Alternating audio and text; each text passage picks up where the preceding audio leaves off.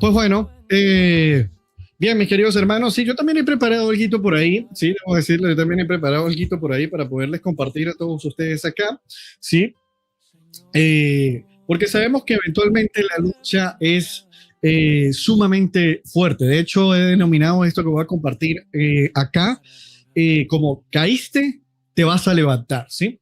Porque nosotros tenemos que comprender que hay una serie de batallas que eventualmente la gente no ve. La gente ve a veces las transmisiones, ¿sí? La gente ve a veces las transmisiones y ve, bueno, pero están felices, se están riendo, se están divirtiendo, etcétera, entre tantas cosas, ¿no? Pero a veces también hay una cierta lucha detrás de todo esto que muchas veces no se ve, mis queridos hermanos, ¿sí? A veces tenemos una lucha así con el ego, batallamos con la ansiedad, batallamos con inclusive a veces la alimentación, con la gula, batallamos con pasiones desenfrenadas, con la ira, con la envidia, ¿sí? Siempre estamos a veces batallando con esa necesidad de que nos estén de alguna manera pues dándonos aprobación o algo así por el estilo, ¿sí? Pero a veces saben cuál es el tema acá, mis queridos hermanos, que muchas veces esas batallas, mis queridos hermanos, se llama orgullo, se llama soberbia, se llama no reconocer que somos pecadores en Cristo, o sea, que somos libres en Cristo Jesús, porque somos pecadores y Cristo Jesús es el que nos hace libre a todos nosotros. ¿Sí? Yo he decidido compartir esta palabra para todos ustedes porque yo quiero comunicarles, sí, que el ser humano no solamente comete pecados en el corazón. El ser humano no solamente comete pecados en el corazón, sino que tiene el corazón desordenado por el pecado. ¿Sí? Tiene el corazón desordenado por el pecado, pero Cristo ha venido, ¿sí?, a perdonar. También ha venido a redimir al caído y a levantarlo y a formar en él una nueva vida por medio del Espíritu, mis queridos hermanos. ¿Sí? Ok, vean. ¿Sí? Todos tenemos nuestras batallas, indiscutiblemente, absolutamente todos, cada uno de nosotros tenemos nuestras propias batallas, pero tenemos que saber identificar nuestras propias batallas. Yo te quiero compartir a ti, ¿sí?, cinco puntos que estoy completamente seguro que van de alguna u otra manera a ministrarte. 5 puntos que van a ser de mucha ayuda para muchos de ustedes, mis queridos hermanos, ¿sí? Y el primer punto de esto lo he denominado: el cristiano no es alguien que no lucha, es alguien que no se rinde ante el pecado, ¿sí? Vamos a leer la carta a los Romanos, ¿sí?, que ese es nuestro texto base para el día de hoy. Carta a los Romanos, capítulo 7. Carta a los Romanos, capítulo 7, versículos del 15 al 24. Y leemos así la palabra del Señor. Dice así: porque lo que hago no lo entiendo, pues no hago lo que quiero, sino que lo aborrezco. Eso es lo que hago. Y si lo que no quiero, esto hago, apruebo que la ley es buena. De manera que ya no soy yo quien hace aquello, sino el pecado que mora en mí. Y yo sé que en mí, esto es, en mi carne, no mora el bien, porque el querer el bien está en mí, pero no el hacerlo. Porque no hago el bien que quiero, sino el mal que no quiero. Eso es lo que hago. Y si no hago lo que quiero, ya no lo hago yo, sino el pecado que mora en mí. Así que, queriendo yo hacer el bien, hago esta ley, que el mal está escrito en mí. Porque según el hombre interior, me deleito en la ley de Dios. Pero veo otra ley en mis miembros que se rebela contra la ley de mi mente y que me lleva cautivo a la ley del pecado que está en mis miembros. Miserable de mí, ¿quién me librará de este cuerpo de muerte? Esto es lo que el apóstol Pablo nos dice a nosotros en la carta a los romanos. Pablo describe la tensión que hay. Pablo describe la tensión que hay eventualmente en el creyente, esa tensión interna donde nosotros siempre estamos queriendo en cierto aspecto hacer el bien, pero tenemos que reconocer que nosotros queremos hacer el bien es porque sabemos que existe la gracia de Dios que nos mueve a ello, que nos insta precisamente a ello, ¿ok? Entonces, ¿qué quiere decir todo esto, mis amados hermanos? ¿Qué quiere decir todo esto? ¿Que no vamos a alcanzar nosotros nunca a hacer el bien o algo así por el estilo? No, por supuesto que no. Esto no significa que esto no significa que vamos a tener que justificar el pecado porque tenemos una naturaleza pecaminosa y porque el pecado, digámoslo así, está en esa naturaleza, ¿sí? Donde distorsiona los pensamientos del corazón. Esto no significa absolutamente nada de eso. Lo único que esto significa, ¿sí? Es que esto es una lucha real entre nuestra naturaleza pecaminosa y obviamente el bien que es propio de nuestro Señor. Pues una cosa es luchar contra el pecado y otra cosa es hacer las paces con él, mis queridos hermanos. Es muy distinto estar luchando contra el pecado, ¿sí? Estar luchando con la tentación, estar intentando resistirse, estar diciendo voy a parar acá. Es muy difícil, no voy a decir que no, es muy difícil, pero otra cosa es bien distinta hacer las paces con el pecado, ¿sí? Porque el peligro no es luchar. El peligro de todo esto que queremos comunicar no es precisamente luchar. El problema no está en luchar. De hecho, lo que te mantiene luchando es precisamente la gracia de Dios. Lo que te mantiene precisamente resistiendo el pecado es la gracia de Dios. ¿Saben cuándo hay un problema serio? ¿Saben cuándo hay un problema serio? Cuando dejamos de luchar. Cuando dejamos que nuestra naturaleza pecaminosa esté gobernando nuestra vida. Cuando dejamos que nuestras pasiones desenfrenadas estén gobernando nuestra vida a placer. Ahí es cuando se vuelve absolutamente todo peligroso. Porque no es peligroso estar luchando. Es peligroso dejar de luchar. Y repito, esto no es un asunto de intentar justificar, ¿sí? De intentar justificar las cosas que nosotros estamos, digámoslo así, o nuestros pecados, de intentar justificar nuestros pecados. No tiene absolutamente nada que ver con nada de eso.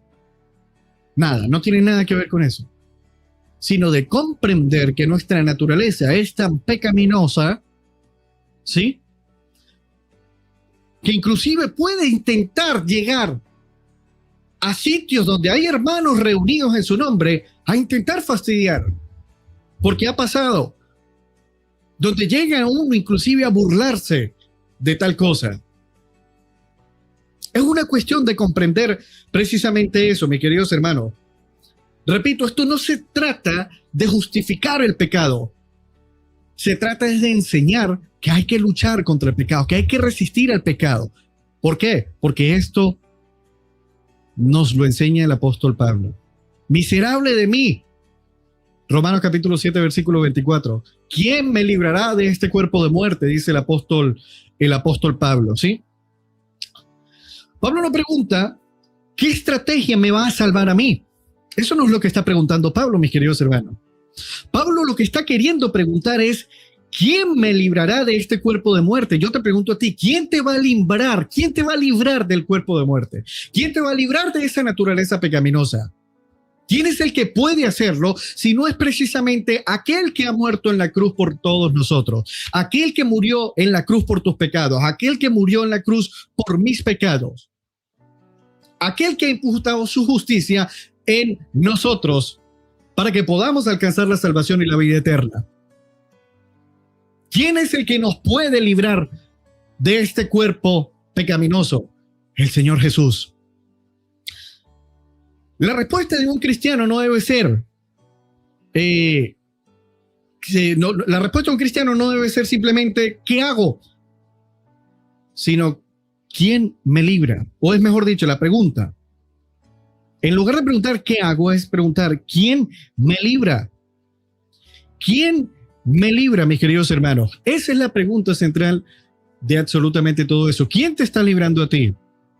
¿Quién te libra a ti de la condenación? ¿Quién es el que te libra de la condenación? El Señor Jesucristo, por medio de su sacrificio en la cruz, es el que nos libra de toda la condenación. ¿Sí?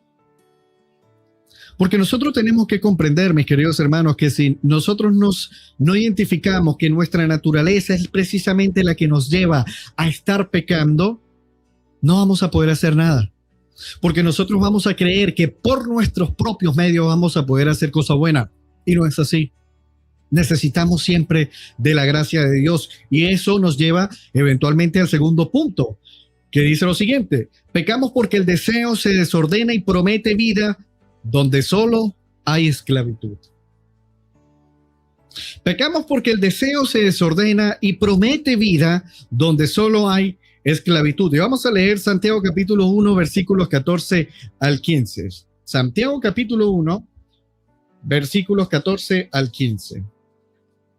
Ubicamos por acá, Santiago capítulo 1, versículos 14 al 15. Y dice así: sino que cada uno es tentado cuando de su propia concupiscencia es atraído y seducido. Entonces la concupiscencia, después que ha concebido, da a luz el pecado, y el pecado, siendo consumado, da luz a la muerte. Esto es lo que nos dice la palabra del Señor hoy, mis queridos hermanos. ¿Sí? Es decir, el pecado no empieza simplemente en la acción.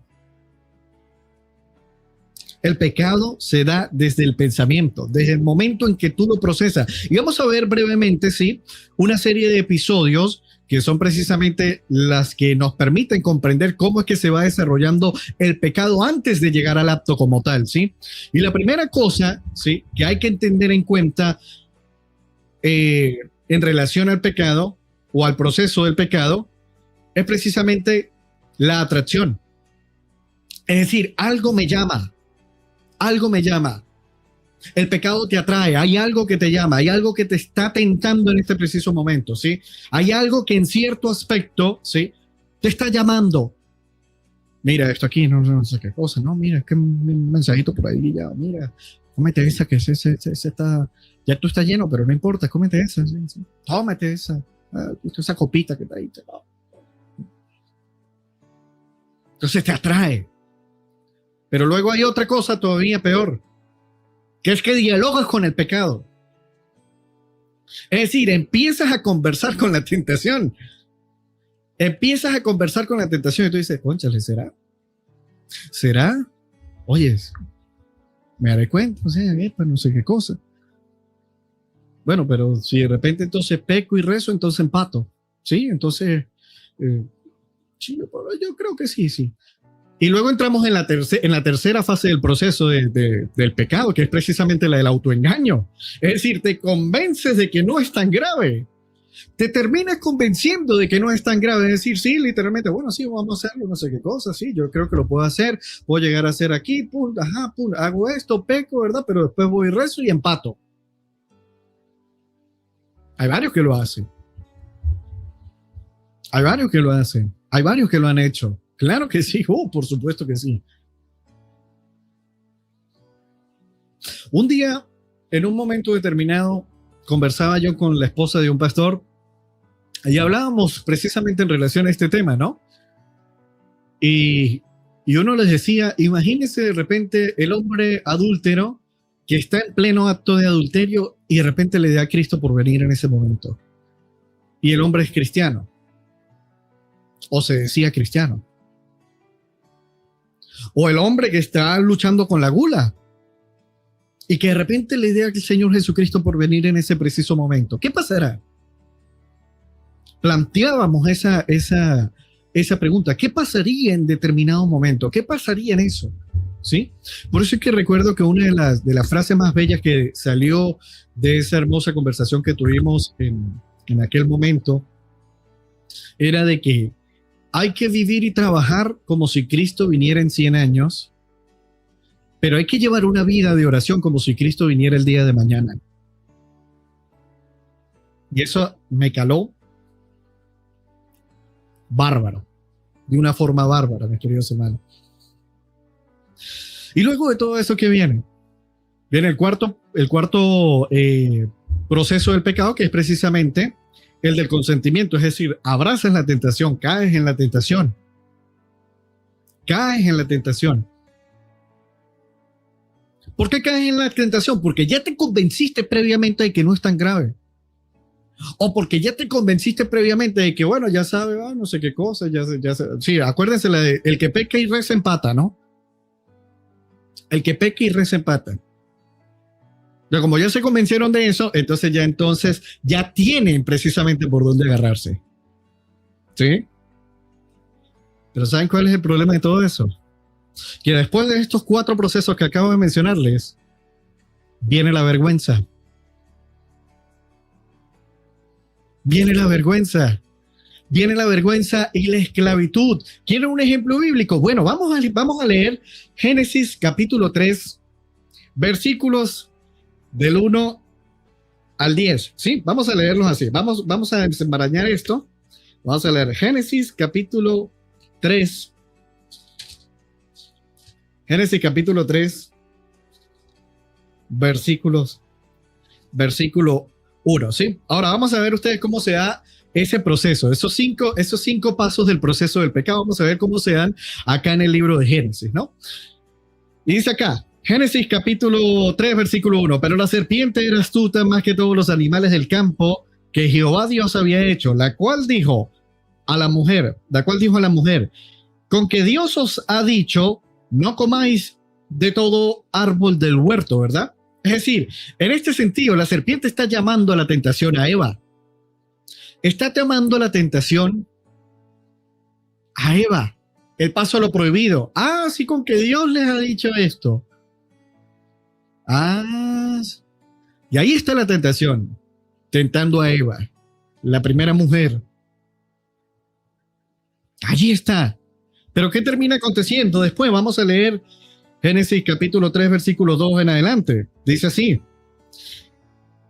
Y la mujer respondió a la serpiente, del fruto de los árboles del huerto podemos comer, pero del fruto del árbol que está en medio del huerto, dijo Dios, no comeréis de él ni le tocaréis, para que no muráis. Entonces la serpiente dijo a la mujer, no moriréis, sino que sabe Dios que el día que comáis de él, serán abiertos vuestros ojos y seréis como Dios, sabiendo el bien y el mal. Es decir, ¿saben qué fue lo que pasó acá? El segundo paso. Eva conversa con la tentación. Eva conversa con la tentación y empieza precisamente a escuchar otra voz en medio de todo esto.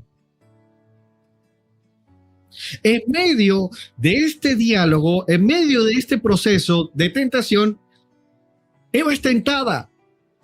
Como primer paso, Eva es llamada a la tentación, pero luego conversa con la tentación y dialoga con la tentación. Génesis capítulo 3, versículos 4 y 5 dice, entonces la serpiente dijo a la mujer, no moriréis, sino que sabe Dios que el día que comáis de él serán abiertos vuestros ojos y seréis como Dios, sabiendo el bien y el mal. Es decir, la serpiente en este preciso momento minimiza el temor a Dios. Minimiza la advertencia de Dios. La serpiente en este contexto minimiza la advertencia de Dios. Ah, Dios les dijo esto, pero en realidad es que van a ser como él. ¿Y por qué la serpiente tiene chance de agarrar y decirle eso a Eva? Porque Eva le dio pie a la conversación, producto de que le dio pie a sentirse atraída por la tentación. Entonces ya vamos viendo las 3 etapas. Atracción, conversación y autoengaño. Vamos a ver qué dice el versículo 6. Versículo 6 del capítulo 3. Y vio la mujer que el árbol era bueno para comer y que era agradable a los ojos y a los ojos y árbol codiciable para alcanzar la sabiduría, y tomó de su fruto y comió. Y dio también a su marido, el cual comió así como ella.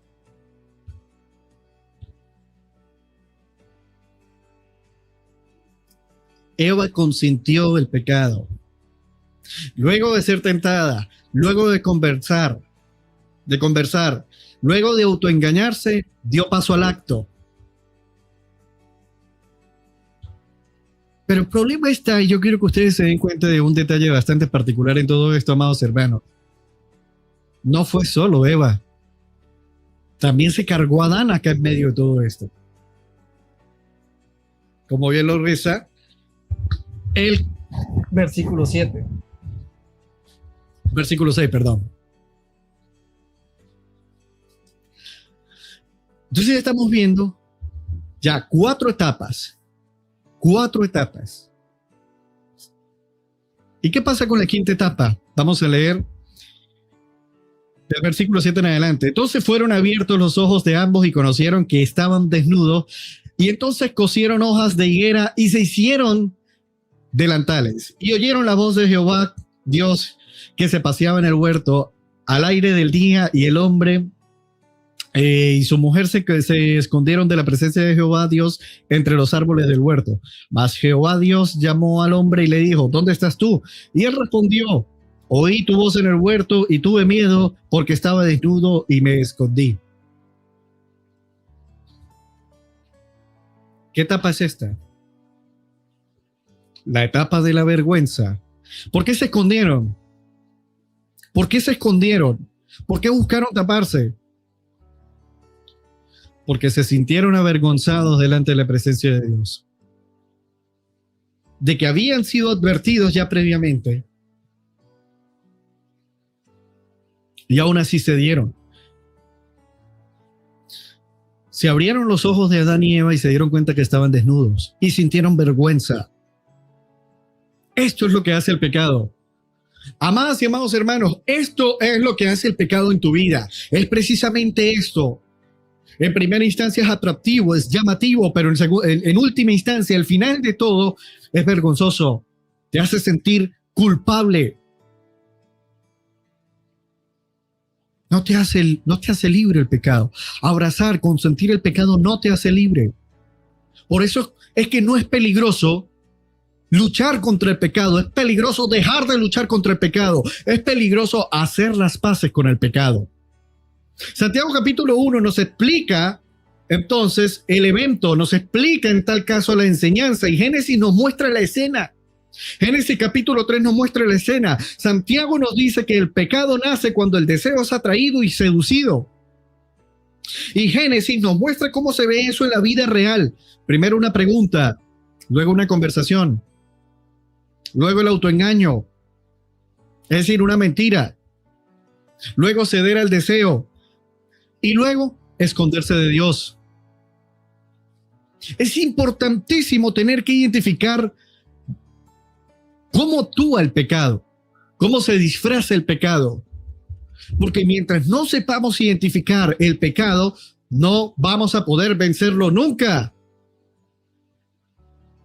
Y por eso es necesario precisamente que Dios nos pueda sostener. Precisamente por eso es necesario que Dios nos pueda sostener en medio de todas las circunstancias. Porque sin Dios no vamos a poder dejar de pecar. Por nuestra propia naturaleza no vamos a poder dejar de pecar. Porque el enemigo quiere destruirnos. Y esto me lleva precisamente al punto número 3. El enemigo no solo quiere verte caer, sino que también quiere convencerte de que tú no te tienes que levantar. Voy de nuevo, repito, toma nota. El enemigo no solo quiere verte caer, quiere convencerte de que no te levantes.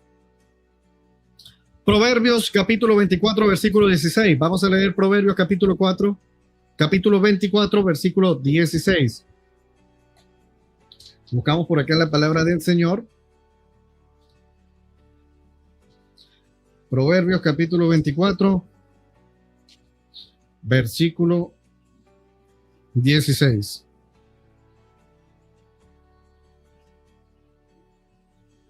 Ajá. Porque 7 veces cae el justo y vuelve a levantarse, mas los impíos caerán en el mal.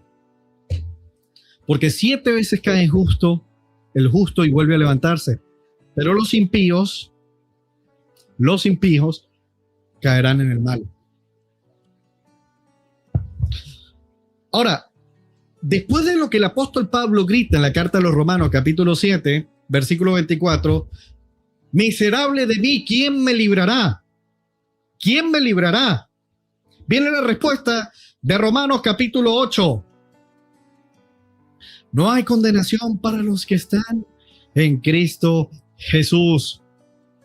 No hay condenación para ti que estás en Cristo Jesús. Voy de nuevo. No hay condenación para ti que estás en Cristo Jesús. No hay condenación para ti que estás en Cristo Jesús. No hay condenación para los que están en Cristo Jesús. El Evangelio no dice que no hay consecuencias, naturalmente. ¿Sí? Pecas, pues obviamente lo más probable es que haya una consecuencia. El Evangelio lo que te dice es que no hay condenación para los que están en Cristo Jesús. Voy de nuevo, el Evangelio no te dice simplemente que no hay consecuencias, es que no hay condenación. Porque Cristo es quien te libera. Porque Cristo ya te ha declarado justo.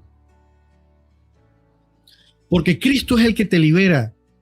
Porque Cristo es el que limpia tus pecados con su preciosa sangre derramada en la cruz. Es Cristo quien lo logra hacer. El Señor Jesucristo hace 3 cosas. Perdona nuestra culpa, en primer lugar. Ya no vivimos bajo la condenación. Nadie tiene el derecho de agarrar e intentar avergonzarte por un pecado tuyo. Nadie tiene el derecho de agarrar y avergonzarte de un pecado tuyo. Nadie. ¿Por qué? Porque Cristo ya ha perdonado esa culpa. Y ya no vivimos bajo la condenación. Ahora vivimos bajo el gozo del Espíritu, que nos permite comprender la obra maravillosa de nuestro Señor en la cruz, el sacrificio perfecto, del Cordero inmolado en la cruz del Calvario, donde se cargaron todos nuestros pecados, donde se cargaron los pecados tuyos, donde se cargaron los pecados míos y los pecados de la humanidad. Ya no hay condenación. Ya no es miserable de mí. Ahora ya no hay condenación para los que están en Cristo Jesús. Número 2, rompe nuestra esclavitud el Señor Jesucristo. El Espíritu nos libra de la ley del pecado y de la muerte. El Espíritu nos lleva precisamente a conocer toda verdad. Toda verdad es Cristo. Toda verdad es Cristo. Yo no predico el Evangelio para condenar a las personas. Yo predico el Evangelio para salvar a las personas, para que las personas puedan identificar el sacrificio de nuestro Señor Jesucristo en la cruz y se puedan salvar. Ay, de aquel que predica el Evangelio para condenar a las personas. Dios mío, no se dan cuenta que están siendo parte del trabajo del maligno, que están usando el pecado de las personas para avergonzarlo, cuando Dios ya lo ha perdonado. Cuando el Evangelio es claro y nos dice que no hay condenación para esa persona que ya está en Cristo Jesús.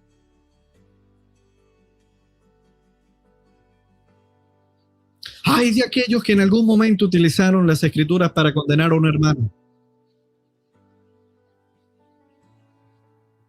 Porque no han entendido que Cristo reordena nuestros pecados, y este es nuestro punto número 3. La santificación no es solo dejar lo malo, sino aprender a amar lo que Dios ama. La santificación no es solo dejar lo malo, no es solamente dejar de hacer lo malo, sino simplemente entender, aprender y conocer y amar lo que Dios ama. Bendito sea el nombre de nuestro Señor Jesucristo, mis queridos hermanos. Porque la redención no es maquillaje moral. Esa redención que Cristo nos otorga a todos nosotros, los que hemos creído en Él, no es simplemente un maquillaje moral. Es una nueva creación. Porque el que está en Cristo, nueva criatura es. No se trata simplemente de agarrar y colocar pañitos de agua tibia. Se trata de atacar el núcleo central de todas estas cosas, mis queridos hermanos. Se trata de atacar todo el eje central de todo esto.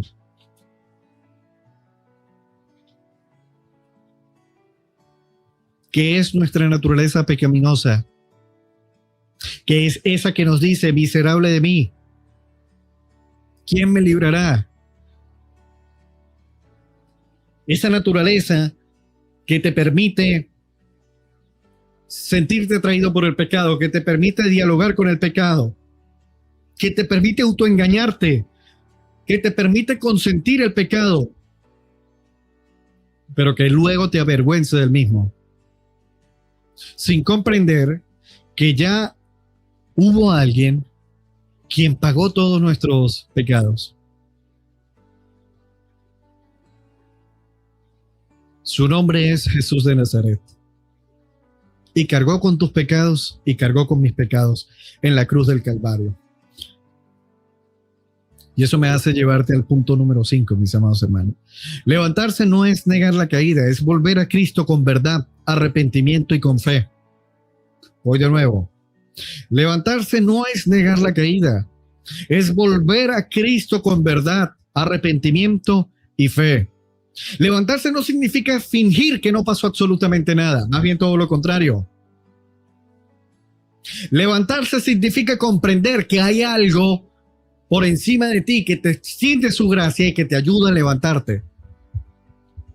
Porque solamente por tus propios medios no te puedes levantar. El Señor Jesucristo te extiende su mano, te extiende su gracia para que puedas levantarte. Levantarse significa volver a Cristo sin tener ningún tipo de excusa.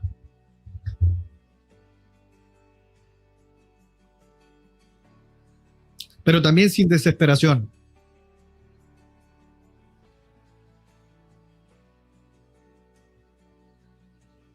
Levantarse significa eso. Porque 7 veces cae el justo, mas se levanta.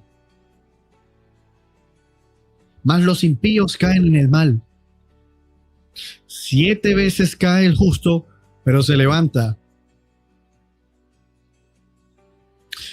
Hijitos míos, les digo estas cosas para que no pequen. Pero si alguno peca, abogado tenemos a Cristo Jesús como nuestro Señor y Salvador, para que nos libre de la condenación, para que siga adelante con todo. Y si el Señor te ha llamado a una obra, ay papá, no va a haber poder humano que pueda hacer que tú te apartes del camino al cual el Señor te ha llamado. Porque precisamente si te has caído, te has levantado. ¿Por qué? Porque es el Señor que te levanta, no eres tú mismo. Y eso tienes que entenderlo. Y eso tienen que entenderlo las personas que te atacan. Que si te caíste y te levantaste, no es por mérito propio, es por la gracia de nuestro Señor. ¿Quién te levantó? Es la gracia del Señor quien te levanta. No es más nada. No es más nada. Y aquí quiero que veamos una serie de puntos, ¿sí? Que nombra tu lucha con la verdad. Es decir, no maquilles el pecado. No llames debilidad a lo que necesita arrepentimiento, hermano. No llames temperamento al orgullo. No simplemente diga, no, porque yo soy así ya. No llames hábito a lo que ya se volvió esclavitud. Cristo ha venido para hacerte libre de toda condenación. Cristo ha venido para hacerte libre de la esclavitud del pecado, de la esclavitud de la ira, de la soberbia, del orgullo, de la lujuria, de la gula, de la borrachera, de las pasiones desenfrenadas, de todo. Cristo ha venido para hacerte libre de todo eso, hermano. Tienes que comprenderlo en este momento. Cristo te ha llamado para ser libre. Cristo no te ha llamado para que seas esclavo. Cristo te ha llamado para ser libre. Porque toda verdad es Cristo. Y el Señor Jesucristo nos dice que el que conozca la verdad será libre.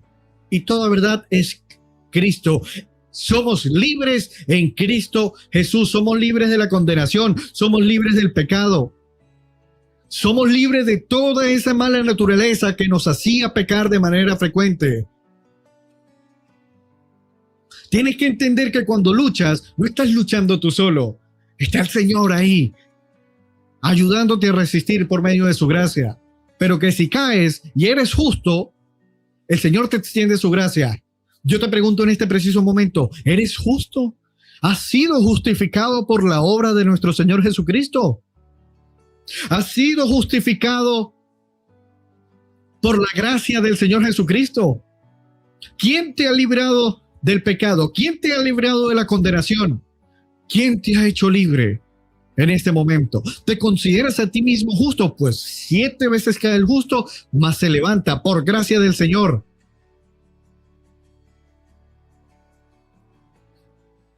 Vuelve al trono de la gracia, Hebreos capítulo 4. Hebreos capítulo 4, versículo 16. Hebreos capítulo 4, versículo 16. Dice lo siguiente. Bueno, aquí lo perdí. Acá está. Acerquémonos pues confiadamente al trono de la gracia para alcanzar misericordia y hallar gracia para el oportuno socorro. Hallar gracia para el oportuno socorro, mis queridos hermanos. No nos acercamos nosotros al trono porque seamos dignos. Nosotros no somos dignos de nada, pero hemos sido justificados. Y esa justificación es la que nos permite acercarnos. Pero porque somos dignos, no. Nos acercamos por misericordia. Nosotros nos acercamos por misericordia. El trono de Dios no es trono de excusas, pero sí es trono de gracia. Su gracia es la que nos extiende su misericordia. Yo te pregunto, ¿podrías tú pagar por tus propios pecados? ¿Puedes tú pagar por tus propios pecados? ¿Tienes cómo pagar siquiera tus propios pecados? Cuando tú entiendes que es Cristo Jesús el que ha pagado por tus pecados y que tú no puedes hacer absolutamente nada que aumente tu justificación, tú eres libre. Y tienes que creer y tienes que confesar que Cristo ha muerto y ha resucitado por tus pecados. Y tienes que confesar con tu boca que el Señor le ha resucitado entre los muertos. Porque todo aquel que confiesa esto será salvo, dice la palabra de Dios. Hermano, tú no tienes por qué estar peleando solo en este tema. Algunas cadenas se rompen en secreto con Dios. Otras empiezan a romperse cuando dejamos de escondernos y buscamos ayuda, oración, comunidad, redención de cuentas y acompañamiento. Hermano, usted no está solo. Precisamente para eso el Señor nos ha dejado como iglesia, para que en comunidad precisamente podamos ayudar al caído, no para condenarlo. ¿Qué hacemos nosotros condenando a una persona que Cristo ya lo ha justificado? ¿Qué hacemos condenando a una persona que Cristo ya lo justificó? ¿Qué hacemos condenando a una persona por la cual Cristo también ya murió? ¿Qué haces tú condenando a una persona? ¿Qué haces tú condenando a una persona que su nombre muy probablemente se haya inscrito en el libro de la vida? Hermanos, el pecado es serio. El pecado es bastante serio. El pecado no es menor cosa. El pecado mata, esclaviza, destruye, avergüenza.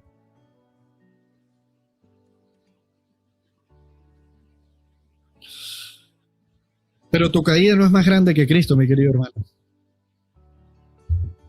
Dios ya sabe que tú ibas a caer. Pero ahora te extiende su mano para que te levantes. Porque has sido justificado. Y 7 veces cae el justo, pero se levanta. Tenemos que acercarnos al trono de su gracia. No porque seamos dignos, sino simplemente porque necesitamos misericordia. Y el Señor es misericordioso. El Señor es misericordioso. Tu culpa es real, pero la cruz habló mucho más fuerte todavía. El sacrificio perfecto de nuestro Señor Jesucristo en la cruz Habló más fuerte que cualquier otra cosa, a tal punto que rompió la historia de la humanidad entre antes y después de Cristo. Eso solamente lo puede hacer Dios, mis queridos hermanos. Tu lucha es real, pero el Espíritu es poderoso. Tu vergüenza es real, pero la gracia es profunda. Voy de nuevo. Tu vergüenza es real, pero la gracia es profunda. Tu historia no termina, como dice el apóstol Pablo en la carta a los Romanos capítulo 7, diciendo, miserable de mí. Tu historia no termina ahí, brother. Tu historia continúa, como dice Romanos capítulo 8, ninguna condenación hay para los que están en Cristo Jesús. Voy de nuevo.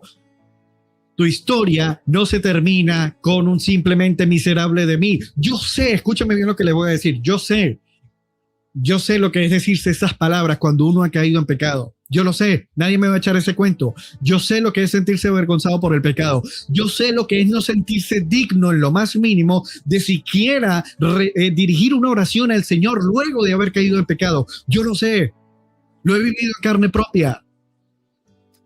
Y sé el peso con el que se carga de todo eso. Pero el Señor Jesucristo nos dice que vayamos a Él todos aquellos que estamos cargados. Y si el Señor nos ha justificado, caemos, pero nos levantamos porque ya nos ha justificado y su gracia se nos extiende. Su gracia se nos extiende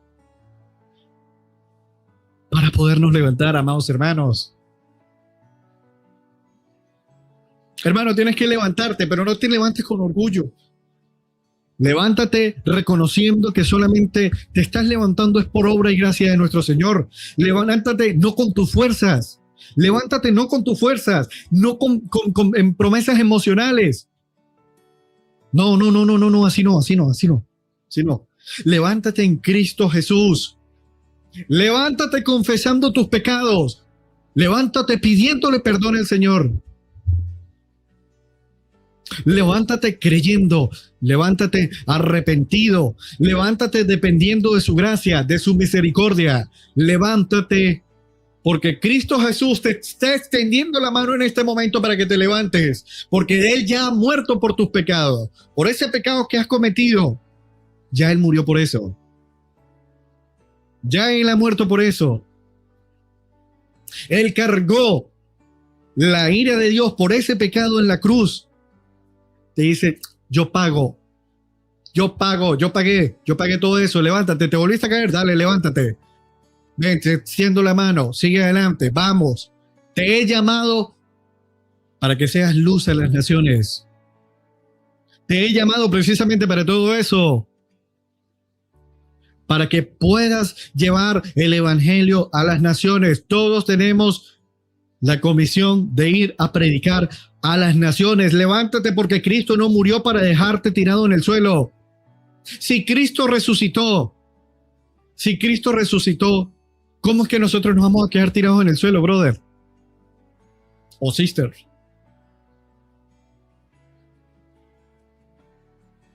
Si Cristo resucitó de entre los muertos, Dios le levantó de entre los muertos y te ha justificado, ¿cómo es que vas a estar en el suelo todavía? El Señor te abraza. El Señor te extiende su misericordia.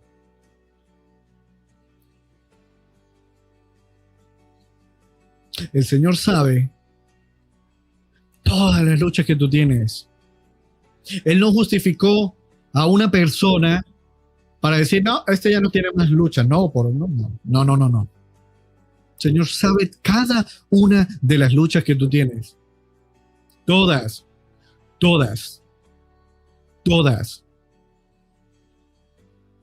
las luchas Él las conoce.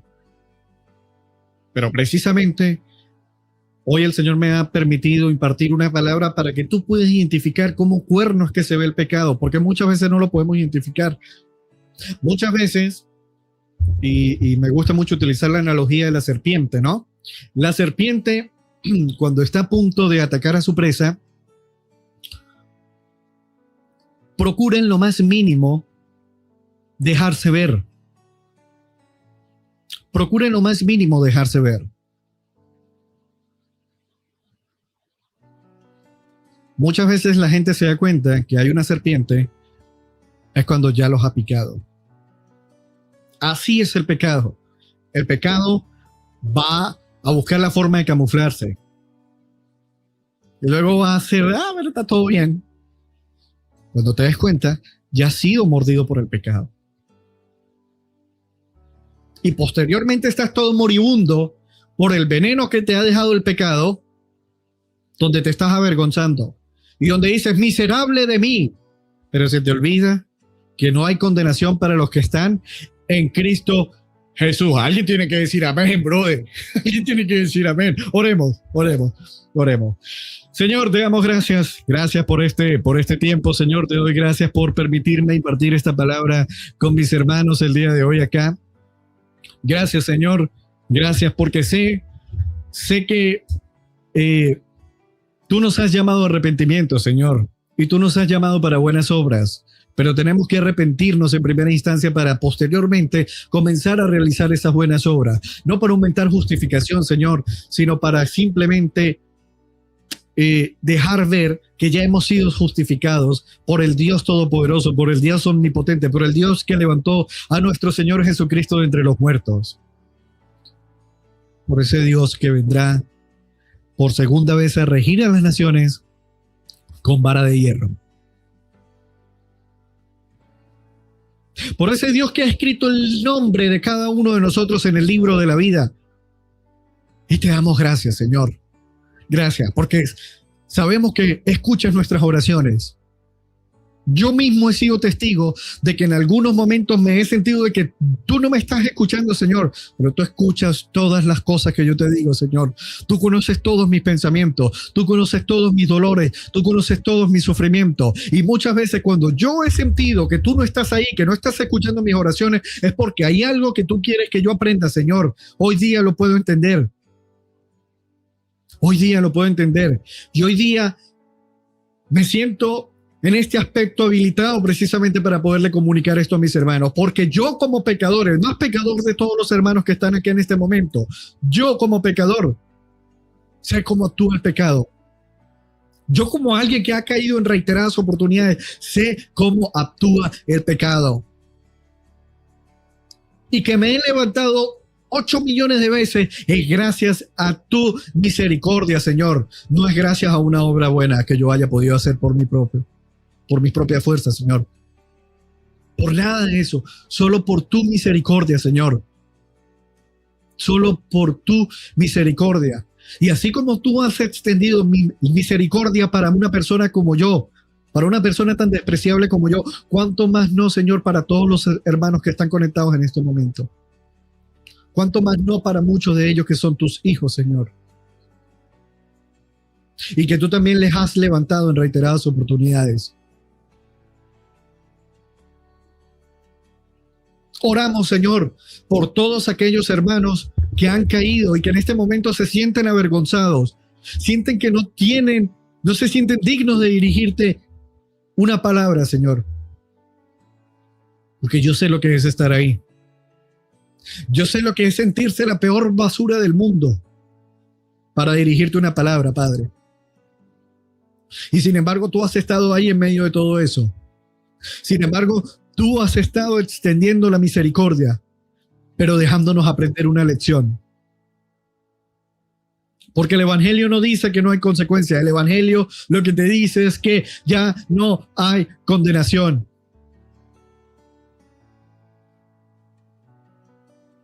Ya no hay condenación para los que estamos en Cristo Jesús, Señor. Gracias por tu misericordia, Padre. Gracias, Señor Jesús, por tu obra. Gracias, Espíritu Santo, por redarguirnos. Gracias, Espíritu Santo, por dirigirnos hacia toda verdad que es Cristo Jesús, Señor nuestro. Oramos, Señor, en el poderoso nombre de tu Hijo amado Jesús y con el poder del Espíritu Santo. Amén y amén.